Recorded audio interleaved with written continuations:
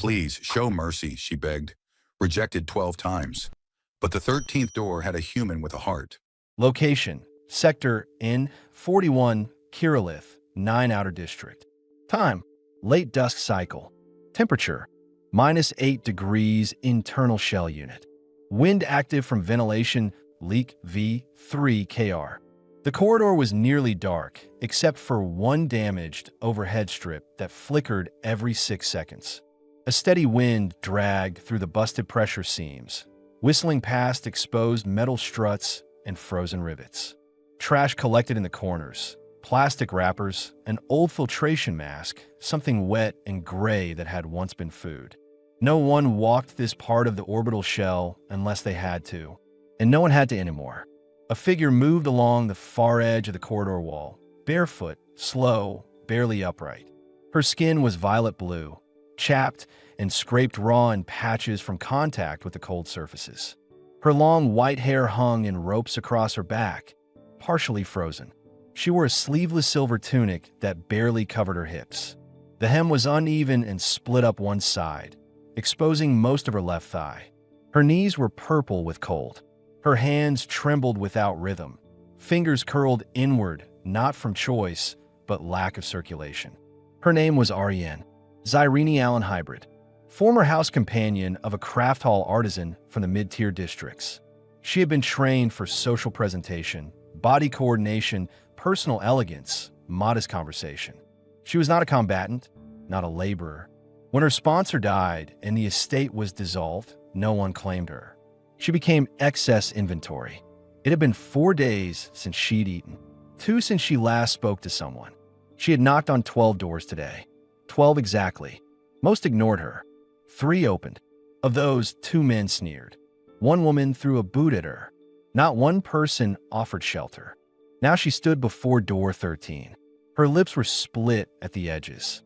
Her voice, when she tested it, cracked halfway through a breath. Her thoughts moved slowly now, like grinding pressure plates inside an old vent fan. But she still understood what she was doing. She was about to beg again.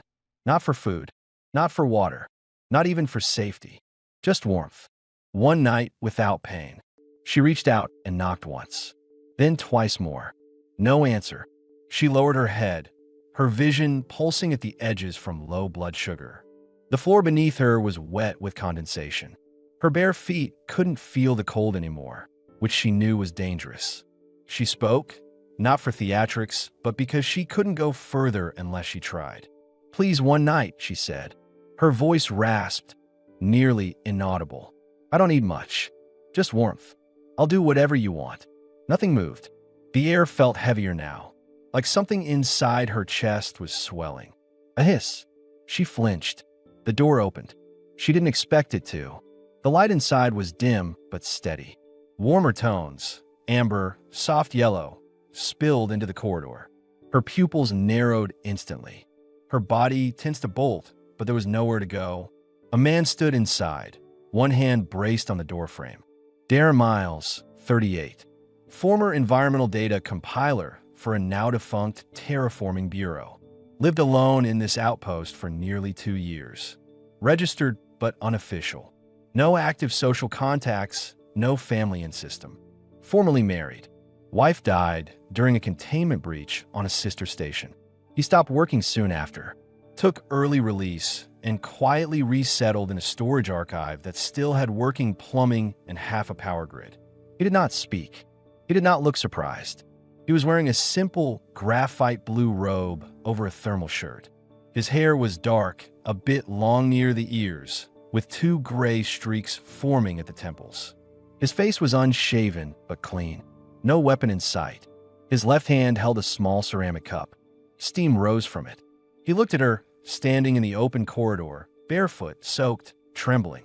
Then he looked past her, at the emptiness of Sector N41. Then back again.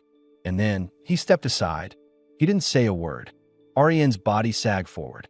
Her knees buckled before she even realized what was happening. The pain returned in a sudden flood as blood began circulating again. Her arms collapsed. She dropped inside the threshold with a sharp exhale. Her eyes lifted toward him in panic. He didn't move toward her. Not right away. He reached behind him and set the cup down. Then, silently, he crouched beside her. No sudden movement. No noise. "I'm going to lift you," he said, his voice low even. She nodded, but her body shook hard enough to rattle her teeth. He placed one arm beneath her back, one under her knees, and lifted her in a single control motion. She was light. Too light. She gasped, half in reflex, half in disbelief. His robe brushed her bare thigh. She flinched again, but said nothing. He carried her 10 steps into the interior and lowered her onto a padded thermal mattress set up near the heat exchanger. The pad was basic, used for sleeping, but surrounded by blankets folded in organized stacks. He did not try to undress her. He did not look at her body. He just covered her carefully in 2 heavy layers of heat-retentive blankets and stepped back. She blinked up at the ceiling light. Her body trembled. Her skin burned with prickling sensations as the temperature rose. "Show mercy," she whispered. Darren didn't respond to the words. Instead, he crouched again and slid a reinforced hydration packet from a nearby cabinet. Then he set a second cup of ginger broth beside her, warm and freshly heated. He didn't offer a spoon, just a cup. She stared at it like it was unreal. He sat on the floor nearby. Not close, not far. He didn't watch her constantly, only occasionally. She took the cup with both hands. It wobbled in her grip. When she drank, the heat nearly overwhelmed her system. Her chest tightened with nausea. But she drank again. It wasn't kindness that broke her. It was the fact that he hadn't asked for anything. No explanation. No offer. No deal. That had never happened before. She turned her face into the blanket, and she cried. Not loudly, just enough to shake. Darren stared ahead. His eyes were tired, but not cold, just distant. He didn't ask who she was. Didn't ask why she was here. Didn't touch her again. After about 5 minutes, he stood and returned to adjusting a heat panel near the storage valve. Ariane, wrapped in warmth and silence, kept her hands pressed to the cup, even when it was empty. And in that stillness, somewhere deep inside, the survival reflex faded for just a few seconds. Her spine stopped curling. Her shoulders relaxed. Not much, just enough to breathe. For the first time in 4 days, she didn't expect to be thrown back out the door. And that, more than the heat, was what made her feel human again. The room stayed quiet. Darren stood near the heater panel, adjusting the flow manually through an old analog dial. The central unit buzzed faintly, a dull background sound that helped him focus.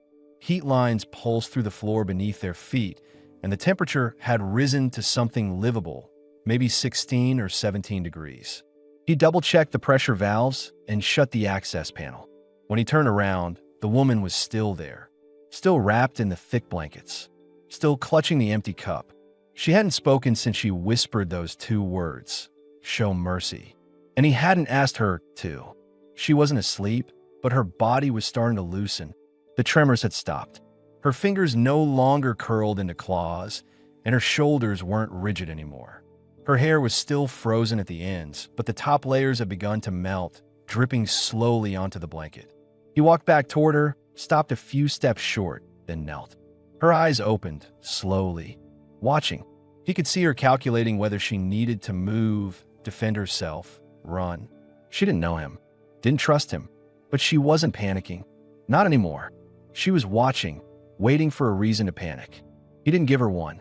He slid a small basin forward, a basic cleansing bowl filled with warm water and a folded cloth. "I don't know your name," he said, "but you can wash your face. You're safe here." She didn't move for several seconds. Then her voice came, quiet and uneven. "Ariane." He nodded. She stared at the cloth. He didn't reach for her, just stood and walked a few steps away to the corner of the room where a metal crate served as a shelf. He opened it slowly and pulled out a folded tunic, thick, oversized, dark brown cotton with long sleeves. It was clearly his. "You can change into this," he said, setting it on the edge of the pad. "If you want." She looked at it, then at him. "Why?" she asked. Her voice was stronger now, but her expression was flat. Not confrontational, just tired. "I'm not using it," he said, "and you need dry clothes." She nodded faintly, but her expression didn't shift. It wasn't disbelief. It was confusion, as if this didn't fit her expectations. He returned to his seat, same distance as before. She reached for the cloth slowly. Her hand was still stiff. She dipped it into the water, then pressed it to her face, pausing as the warmth made contact. Her breath hitched. She cleaned one side of her cheek, then the other. After a while, she folded the cloth again, dipped it once more, and started to clean her arms, exposing parts of her shoulder where the tunic had torn. The skin beneath shimmered faintly, bioluminescent traces that hadn't completely gone out. It wasn't decorative. It was natural, but faded. He noticed the bruises too, old ones. Some still yellow, others fresher. Not deep, but from blunt contact. She caught him looking. "Don't ask," she said softly. He didn't, but she added a moment later, "Two men. I offered to cook. They didn't want food." He nodded slowly. "I didn't stay long," she added. "You don't need to explain." Ariane looked away. After a while, she spoke again. "You didn't ask me what I am. I figured you'd tell me if it mattered." "No one asks," she said. "They just assume. Hybrid. Bred. Decorative. Trained to smile." "Are they right?" She hesitated. "Mostly," she said. "Is that why you came to this sector?" She wiped her face again. "No. I came because the shelters were full. The clean sectors won't let you in without a scan. No ID, no access." He nodded. He'd seen it himself. The Federation's orbital systems had broken down piece by piece. Some sectors stayed functional, others turned into dead zones. No patrols, no resettlement teams, no cleanup, just wind, broken lights, and whoever didn't fit elsewhere. "How long have you been out there?" he asked. She didn't answer at first. 4 nights, she said finally. "Since the transport depot ejected me." He studied her face. Her lips were cracked. Her hand still trembled slightly when she let go of the cloth. But her voice was steady now. He stood again, crossed the room, opened another storage compartment, pulled out a heat pack, old but still usable. He activated it, shook it once, then slid it under her blanket near her feet. She twitched slightly. "It'll help circulation," he said. "You know medtech. Basic field work. Terraforming teams trained us to treat frostbite. Most of them didn't survive long enough to need it." She stared at him. "You were part of team?" 7 years. Central Archiving Division. Data gathering, atmosphere monitoring, soil integrity reports. Then we lost funding. And people. "Why stay?" He didn't answer right away. Then, "I needed quiet." She didn't ask more. Instead, she slowly reached for the brown tunic. She didn't undress. Just slid it on over her torn one, carefully, awkwardly. Her movements were slow and deliberate. When it was on, she wrapped the blanket back around herself. "It smells like you," she said. He didn't respond. "I don't mind," she added. He returned to his seat. They stayed like that for a while. Quiet. The heater buzzed. The lights hummed softly. The air smelled of warm fabric and broth. Then she said, "You haven't asked what I'll give you in return." Darren looked at her calmly. "I don't want anything. You don't believe I'll try to pay for this the only way I know. I believe you're used to being treated like you owe someone for breathing."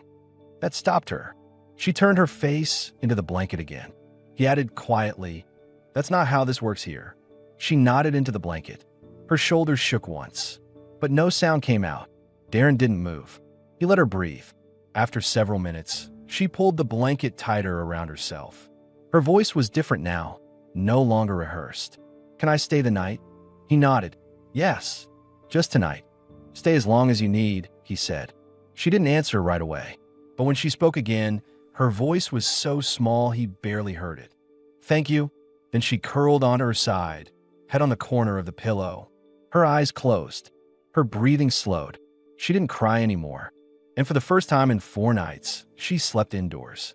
Not because someone owned her, but because someone let her in. The lights dimmed automatically as the artificial night cycle began, reducing the amber hue in the room to a gentle golden trace. The heater kept the space warm, but the silence was what made the room feel different. Heavy, but not oppressive. It was the kind of silence that didn't demand anything. It just existed, allowing both bodies inside it to do the same. Ariane stirred just after the 6th hour. She hadn't moved much during sleep, too exhausted, too depleted, but now her breath slowed into steadier patterns. Her hands shifted beneath the blanket, fingers flexing as circulation returned.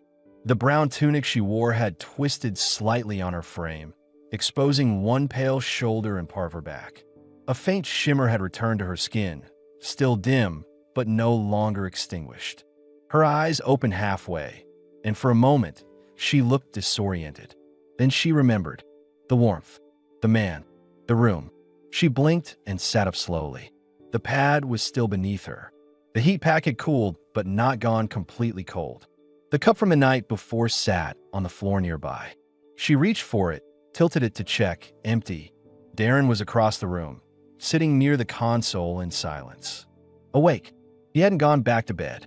He wore the same robe, now with a thermal shawl thrown over his shoulders. He was looking at a monitor panel, scrolling through old survey data, atmospheric logs, and fuel regulation tables. It looked like routine maintenance, but he didn't seem focused. His mind was somewhere else. She didn't say anything. He did. "Good morning," he said without turning. "Is it?" she asked, her voice husky from sleep.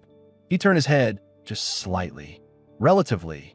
She pulled the blanket tighter. "How long was I out?" 7 hours. Ariane nodded to herself. "Feels like more." It wasn't. She glanced around the room now, with more alertness, taking in the layout. The heater's exposed pipework, the neat stack of thermal pads, the sterilized water unit in the far corner, the secondary room partially sealed behind a retractable partition. The space was compact, but not cramped. She could see where things belonged, where they had been cleaned, adjusted, reused. It was a lived-in place. Maintained, not neglected. There was a cleanliness to it that wasn't obsessive, but careful. Intentional. She spoke without looking at him. "You live alone here?" "Yes." "How long?" 18 months. She glanced at him. "Why this place?" He leaned back in his chair. "It still has functioning heat. Power draw is stable. Water lines intact. No one bothers me here." That last part sounded deliberate. "You're hiding?" she asked. He hesitated, then nodded once. "Not for anything dangerous. Just people." She processed that. "You left work?" "Yes." "Voluntarily?" He paused. Then, "After my wife died, I stopped seeing the point of continuing. So I filed out, resettled here. That's all." Her gaze lingered. "You don't seem like someone who forgets how to care." He didn't answer that. She stood slowly, blanket still wrapped over her shoulders. Her body ached, but it was different now. Healing, not collapsing. She looked at the empty cup again, then glanced toward the small food console near the wall. "Can I?" she asked, gesturing faintly toward it. He nodded. "Help yourself. Top shelf, hydrated broth. Second shelf, ferment bread mix. Tap left valve twice to heat." She walked carefully, barefoot still, but with more control. She used the wall for balance once. Her body had regained some of its responsiveness, but not all. She opened the unit, retrieved a packet, and followed his instructions precisely. Her hand still trembled slightly as she worked. He watched, just enough to make sure she didn't fall. Not because he expected anything else. As the broth heated, she turned toward him again. "Why did you let me in?" It wasn't a challenge. It was genuine confusion. He shrugged. "Because you asked. No one else did. I'm not everyone else. You didn't know I wouldn't steal from you. Or attack you. You couldn't walk," he said calmly. "You were freezing. You weren't a threat. You were a person." She held his gaze for a long moment, then turned back to the broth. The scent filled the room slowly. Ginger, salt, something earthy. She poured it into a second cup, the same as last night, and sipped carefully. It tasted better now. Real. Not just survival fluid. And she asked something quieter. What happened to her? Darren didn't ask who she meant. "Containment valve rupture," he said. "Mid-cycle inspection. They sent her in without confirming pressure lock. She was gone in 4 seconds. And you left everything after that." "Yes." "Because of guilt? Because I couldn't go back to a room full of people pretending to move on." She stood there a moment, holding the cup against her chest, soaking in the heat. "Is that what you think I'm doing?" she asked. "Pretending to move on?" "No," he said. "I think you're trying to survive." She nodded. That's all I've done for weeks. She returned to the pad, sat down again. The floor's warmth helped. The blanket stayed around her. Then her eyes shifted to him again, sharper this time. You let me sleep in your room. You gave me clothes. You didn't touch me, ask anything of me, or even ask who I've been with. You're either very kind or very stupid, he offered. She gave a slight smile. First one. I was going to say something else, she said. He waited. You're not expecting anything from me. That confuses me. You expected a price. Always. There isn't one. She sat quietly for a while, then said something simple. I want to clean myself. My skin still smells like other hands. He looked toward the back. Shower modules behind the partition, he said. Still functional. Water cycles every 10 minutes. Temperature controls analog. You'll have privacy. She stood unsteady but determined. And when I'm clean, she added carefully, I won't offer anything. He nodded. She looked at him. But I might still stay, she said. He nodded again. She walked to the partition, pulled it closed behind her. The sound of running water started a moment later. Darren leaned back in his chair, exhaled slowly, and finally looked toward the floor. There was no crisis, no transaction, no violence, but something in the room had shifted. Not like a weight being added, but like pressure equalizing. Quietly, for the first time in months, someone else had left signs of life in his space. A hair on the blanket, a second cup, wet footprints on the thermal floor. Nothing dramatic, nothing loud, but it was real. And for the first time, he didn't feel the need to erase it. The water shut off. A faint hiss of condensation followed, along with the metallic click of the shower module's manual valve returning to its closed position. Then silence again, punctuated by the soft rustle of a towel, the shifting of bare feet on dry panels, the slight exhale of someone steadying themselves before re-entering unfamiliar space. Darren remained seated, not out of avoidance, but respect. He heard the curtain draw back. When Ariane emerged, she moved more fluidly. Her posture was still defensive, but it was the kind forged from habit, not immediate fear. The oversized brown tunic she wore hung loosely around her form, clean now, pressed to damp skin. Her hair had been brushed out partially with her fingers, still wet, still long, but no longer matted or crusted with sleet. Her skin shimmered faintly in the new warmth of the room. Not from decoration, just biology returning to function. Her eyes tracked the space again with practiced caution, but less urgency now. She was calculating, not escape routes, but safety margins. You said it cycles every 10 minutes, she said as she returned. He nodded. You timed it well. I used the cold at the end, she said plainly, almost clinically, for the bruises. Darren turned slightly in his chair to face her, keeping distance. I noticed them, he admitted. She shrugged once. Everyone does. Most people just assume they're earned. I didn't. I know. He motioned toward a small foldable bench near the heat source. You should sit by the radiator. Help your circulation. She didn't argue. She sat, carefully adjusting the hem of the tunic around her thighs before crossing her arms over her lap. The floor panels were warm against her feet now. Her breathing was slower. The muscles in her neck weren't as tight. They stayed in silence for a few minutes. The heater buzzed softly behind her. Darren checked a diagnostics readout on the wall and confirmed the filtration units were still functioning at 68% efficiency. Not great, but survivable. Then she said, You asked me nothing. Not last night. Not this morning. Not even now. I figured if you wanted me to know something, you'd tell me, he replied. I don't know if that makes you wise or afraid. Maybe both.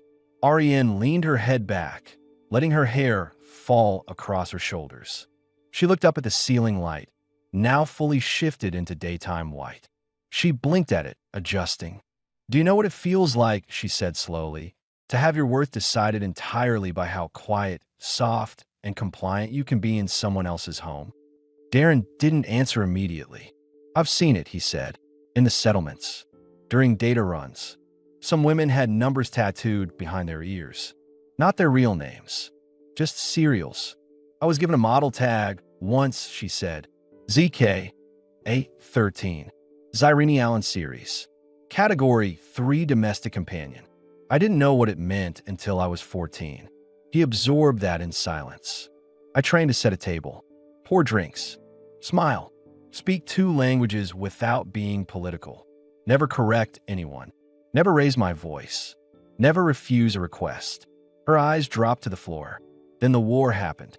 My sponsor died, and I became untagged inventory, unsellable. Darren studied her quietly. They call that non-compliant. She nodded. I call it breathing without permission. You said something yesterday, he added, that your skin smelled like other hands. Was that recent? Ariane's jaw moved once slightly.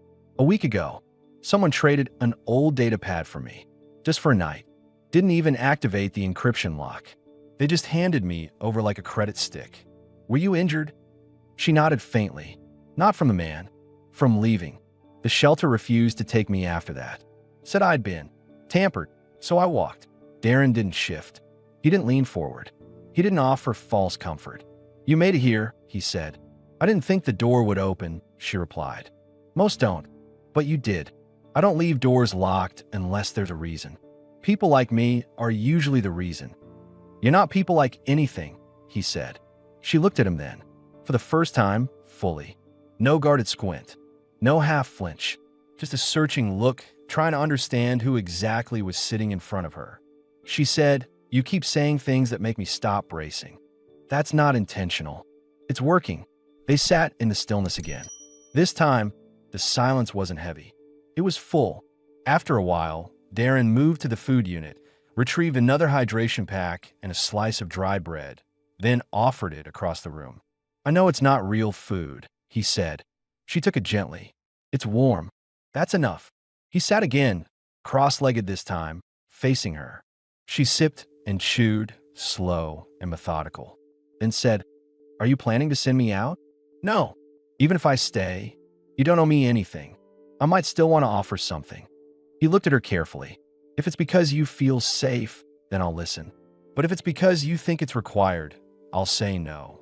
Her eyes narrowed slightly, uncertain. But then she said, No one's ever asked which it was. I'm not them. She finished the broth.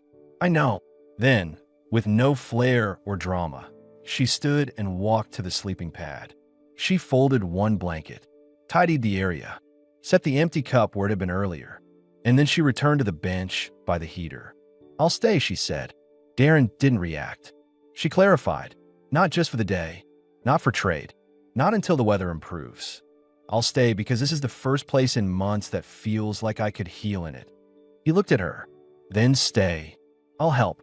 Clean. Cook. Fix things if you teach me. He nodded. That's fair. No expectations? She asked. No expectations. Ariane exhaled fully. Her hands came to rest in her lap. And for the first time since she had stepped into this station, she wasn't bracing for the next rejection. The room held them both. Quiet, functional, warm. A man with grief he didn't know how to let go of. A woman with value no one had cared to see.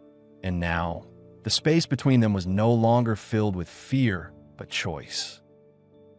By the next cycle, Ariane had cleaned the sleeping pad, folded the spare blankets, and organized the hydration packs by expiry date. She hadn't asked permission, she'd just done it. The movements were precise, deliberate, and quiet. She didn't speak much that morning, and neither did Darren. But the silence wasn't uncomfortable. It had started to feel like a shared language, useful, even. Darren spent the early hours recalibrating the vent valves. Ariane watched from the edge of the room, seated with her knees drawn under the oversized tunic. She had no shoes still, but the floor's thermal padding made it bearable. When Darren opened one of the older wall panels to expose the pressure regulator, she stepped in without a word and held the casing up while he adjusted the seals. Her hands didn't shake this time. When he finished, he sat back and looked at her. You ever done this kind of work? She shook her head. But I watch fast. You learn fast too. I wasn't allowed to fix things before. Just smile while others did.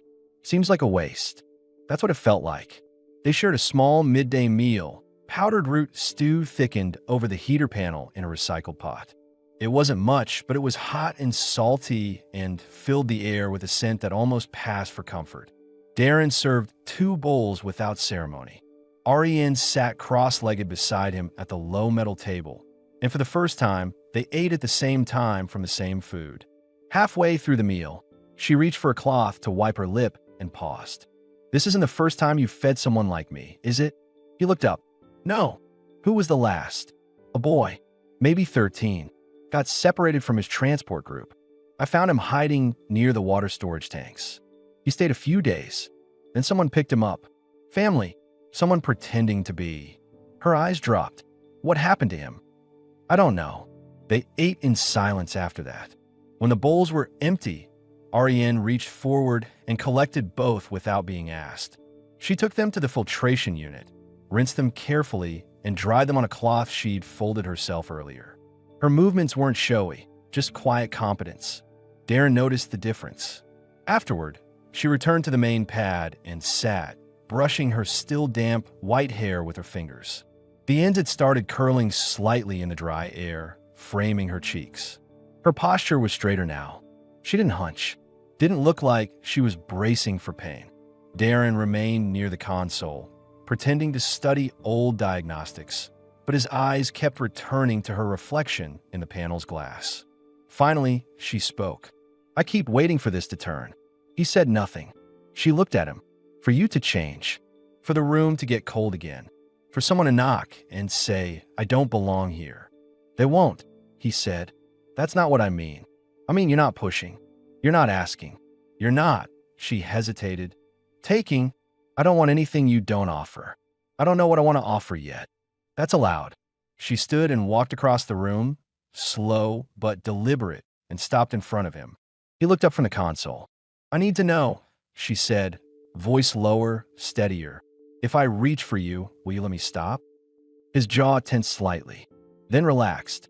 "Yes." She stepped closer. "I want to know what it feels like to be touched and not expected to repay it." Still, he didn't move. "I'm not asking for sex. Not yet. Maybe not ever. I don't know what I'm asking for, except something." He met her eyes, then just asked. So she reached down, slowly, carefully, and touched the back of his hand. He didn't flinch. Her skin, now warmer, was soft but still thin from days of starvation. Her bioluminescence shimmered faintly along her wrist, glowing where it made contact with his skin. Her fingers curled slightly, then pulled back. She studied his face. "Did that bother you?" "No," he said. "Did it mean anything?" "It meant you're still in control." She looked down at her own hand. "That's rare." He stood slowly, only rising to her level, not looming, not advancing. "I'm not going to make this complicated," he said. "If you want comfort, I'll give it.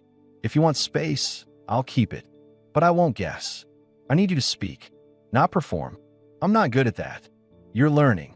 She stepped forward, just enough that the edge of her shoulder brushed his chest. She stood there a moment, then let her forehead rest gently against his collarbone. He didn't move. Her eyes closed. Her breath slowed, and after a long pause, she whispered, "I don't want to sleep alone again." "Then don't," he said. They stood like that for a while, just two people breathing in the same space. There was no kiss, no undressing, no dramatic collapse. Just contact, just choice. When she finally stepped back, she exhaled and nodded once. "I'm going to sleep early. My body's still repairing." "I'll dim the lights," he said. As she walked back toward the bedding area, she looked over her shoulder once. "Tomorrow," she said, "I want to cook something. Something real. If you'll let me. You can use whatever we have." She gave a small smile, barely visible, but real. "Then I guess I'll stay longer." She lay down, wrapped herself in the blanket, and turned her face toward the wall. Darren dimmed the lights. The heater clicked softly in the background. No doors closed. No words demanded answers. And for the first time, the silence felt like company. The next morning, the room smelled different. Not like recycled air or reheated broth, but something fresh, something that hinted at purpose. Darren noticed at the moment he stepped out of the shower module and pulled on his robe. The heater was still humming. The temperature was stable, but there was movement near the food unit, measured, confident, quiet. Ariane was awake, not curled up on the sleeping pad like the day before, but upright and focused, sleeves rolled up to the elbows of his oversized tunic, her hair tied into a loose knot at the base of her neck. She stood barefoot in front of the food console, rehydrating root starch and mincing dried herbs with a thin metal edge she'd found tucked in one of the drawers. It was primitive work, but she did it with care. She looked different, not dressed up, not decorated, but composed. Functional. "You didn't wake me," he said as he walked in. She didn't turn. "You needed sleep." "I don't remember agreeing to that." "You didn't," she replied. "That's why I decided." He came closer and leaned on the nearby wall. "What are you making?" "Something better than what you've been eating." "I'm sensing judgment." "Just pity," she said with the faintest smirk. He watched her stir the paste into the small heating pot, adding water carefully to control thickness. She moved with rhythm now, not the practiced elegance of a trained servant, but someone rediscovering muscle memory that had been buried beneath survival mode. She turned. "There's some spice sachets behind the backup filters." "You didn't know?" "I don't use the filters." "Well, I do." She gestured to the side panel. He opened it and, to his surprise, found 6 small vacuum pouches labeled in faded ink: paprika, dried parsley, cumin, synthetic garlic, and a couple of others with local script. "Someone stored this here for years," he said. "Someone smart," she replied. "And now we benefit." She poured the hot mixture into 2 cups, thinner than stew, but richer than broth. Then she handed him one. He took it. She sat across from him at the low table, folding her legs under her like she had yesterday, but this time without tension. She sipped first. He followed. The flavor was simple but better. Fuller. He hadn't tasted anything this thoughtful since arriving on Kirillith 9. He looked at her. "You've done this before." "Yes. I used to serve food like this every night to guests I wasn't allowed to sit beside. And now you sit beside me." "Yes," she said simply. "Because I choose to." They ate slowly. The warmth from the food felt different this time. Less about need, more about connection. When the cups were empty, she didn't rush to clean them. Instead, she sat back and crossed her arms over her knees.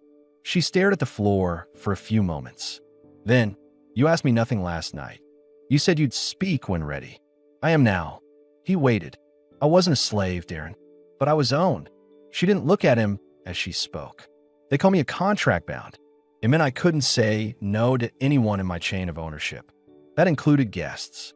Companion class hybrid sounded elegant, but I was a talking body, a decorated place setting. She paused. Her breath shook. I didn't fight it at first. I was raised in it. But after my 3rd transfer, when they started auctioning us in silence, like property, I started fading. Not angry, just hollow. She looked up now. "I don't want to be hollow anymore." Darren nodded. "You're not." "I'm trying not to be." He said nothing else. She stood and crossed to the heater, holding her hands near the vent grill. Then, carefully, she turned and sat beside him, closer than before. "I'm going to ask something," she said. "It's not sexual, but it is personal." "Okay." She reached out. He let her. Her fingertips brushed the side of his jaw, rough, unshaven, warm from the heater and breath. She held there for a moment, eyes locked with his. "I wanted to do this yesterday, but I needed to know I was allowed." "You don't need permission to be human," he said. "I do," she replied quietly. "When you've been treated like anything, but you forget how to reach without being punished." She let her hand fall, but he caught it lightly, without force, and held it for a second.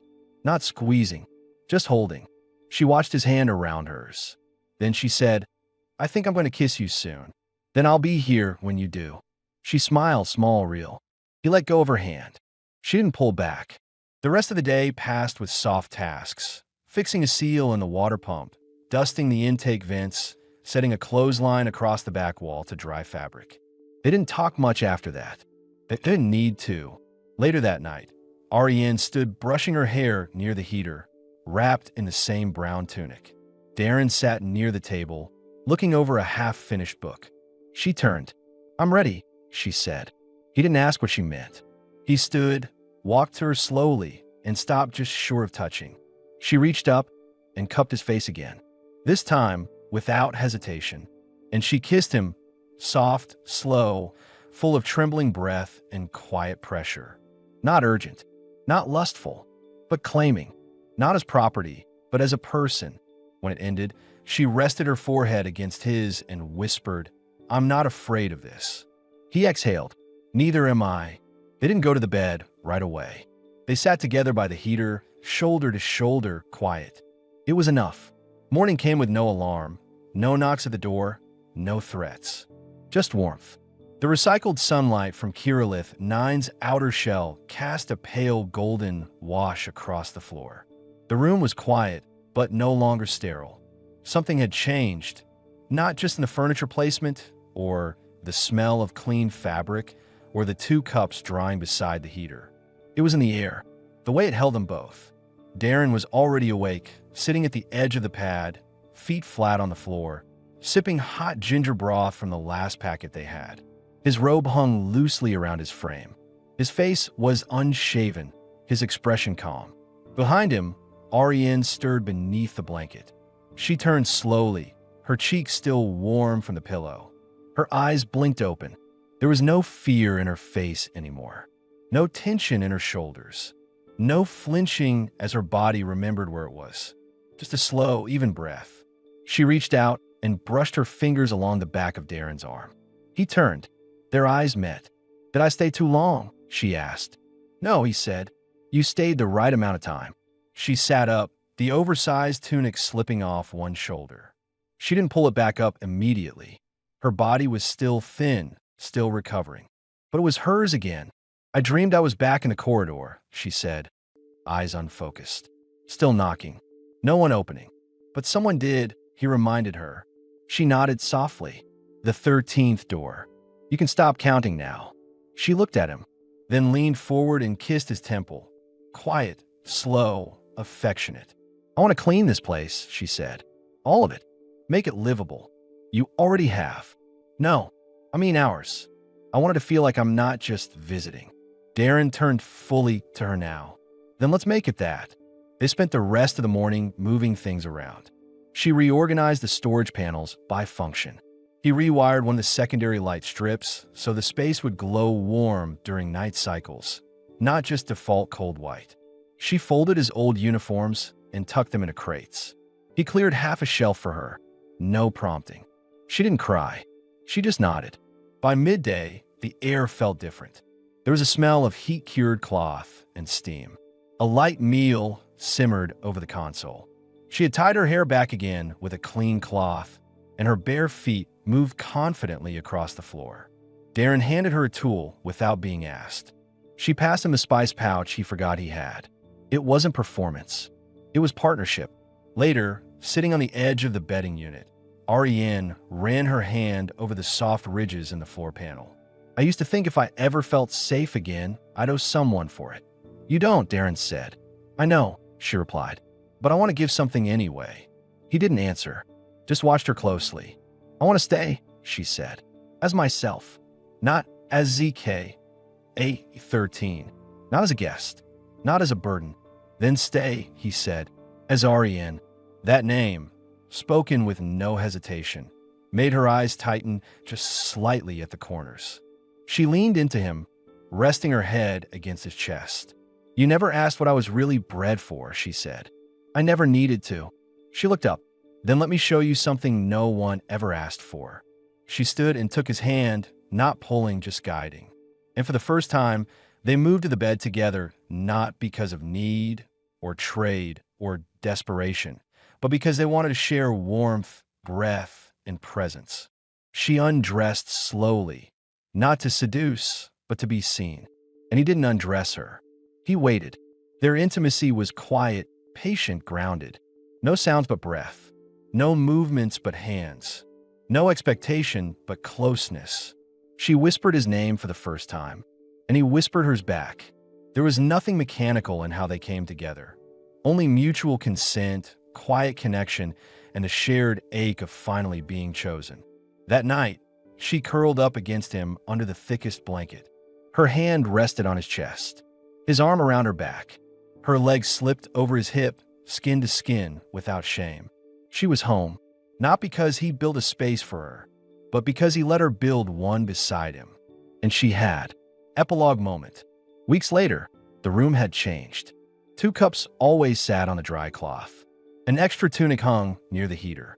Her hairbrush rested beside the books. And someone had etched, with care, a name into the inner wall panel above the sleeping pad. Not a serial number, not a designation, just one word, REN. And beneath it, scratched in less refined lettering, but steady, Darren. No one knocked. No one chased. No one ever asked for them again. Because they didn't need to explain. They had each other. And the 13th door had never closed again. The room was warmer now. Not just from the rerouted heat lines or the soft lighting Darren had rewired by hand, but from the lived-in signs of comfort. A spare tunic draped over a chair. A fabric satchel stitched crudely, but with care. Clean dishes air-drying beside the heater. The sleeping pad had been replaced with a firmer foam core. Blankets folded precisely. Ariane's hairbrush lay beside Darren's multi-tool, like both items belonged to the same world now. It had been 32 days since she first knocked on his door. And on this day, unlike that first, she laughed. Not a forced sound, not a polite smile or a reaction to avoid punishment. A real laugh. Darren stood in the middle of the room, wiping broth from his chin after failing to catch a clump of boiled root Ariane had thrown playfully toward him with a spoon. She stood barefoot across from him, one hand over her mouth, her white hair falling loose down her back, the brown tunic hitched slightly off her shoulder. She was glowing, skin brighter now, bioluminescence returned in full along her collarbones and spine, a shimmering trace that pulsed softly in the dimmer light. "You need to chew," she said between laughs. "You need to aim," he replied, smiling more than he'd meant to. She moved toward him slowly, not for a chore, not because she was told, but because she wanted to. Her hand slid up his arm, fingers brushing lightly against the inside of his elbow, then to his chest. She looked up. "I'm not scared anymore." "I know," he said quietly. She took his hand and guided it under the hem of her tunic, placing it on her bare hip. Her skin was warm, real, responsive. "I don't want to sleep," she said. "Not tonight." He searched her eyes. "What do you want?" Her answer wasn't spoken. She pulled the tunic over her head in one smooth motion. No hesitation, no performance. She stood fully bare in front of him, taller than he remembered, stronger now. The glow along her torso intensified slightly where his eyes traced. And for the first time, she didn't shrink under attention. She offered her body not in silence, not for trade, but as something she owned again. He stepped forward slowly. His hand slid across her side, over her ribs, down her back. She moved with him, not tensing, not controlling. She pressed her mouth to his neck, then his chest, then looked up again. "Touch me like I'm not broken." He lifted her gently, carried her to the bedding, laid her down across the warm pad, and joined her without a word. There was no rush. His lips traced the curve of her collarbone while his hands traveled slowly, deliberately. He explored her, not in hunger, but with respect. Every movement was earned. Every reaction watched. He asked with breath. She answered with silence and breath of her own. Her fingers moved across his chest, his stomach, his face. She memorized him as if she had time now, as if there was no door waiting to open and throw her out. They undressed each other entirely. Every inch exposed was warmed first, by touch, by breath, by care. He kissed the bruise beneath her ribs. She traced the scar above his hip. No one looked away. When their bodies joined, it wasn't urgent. It was full. A slow, enveloping motion. Her legs wrapped around him. Her fingers tangled in his hair. His hand cradled the back of her neck. Their skin shifted together in slow rhythm, hips rising and falling in gentle waves. She whispered his name, not out of need, but recognition. He whispered hers back, not as reassurance, but because it belonged to him now, too. They made love in silence, not because there was nothing to say, but because everything was already understood. She cried once, not from pain, not from fear, but because no part of her felt invisible anymore. He held her as she trembled, after, during, through. No second-guessing, no guilt, no shame. When it ended, it didn't roll apart. She curled against him, skin damp, breath slowing. He pulled the blanket over both of them, chest to her back, arm across her stomach. Her fingers slid over his hand. I've never felt this clean. He kissed the back of her neck. You were never dirty, he said. She smiled, eyes closed. Tomorrow, she whispered, we plant something, even if it's just moss in a bowl. We will. They lay still. No knocking at the door. No one calling her a name she didn't choose. Only warmth, skin to skin, and a new beginning that felt earned, not given. The end.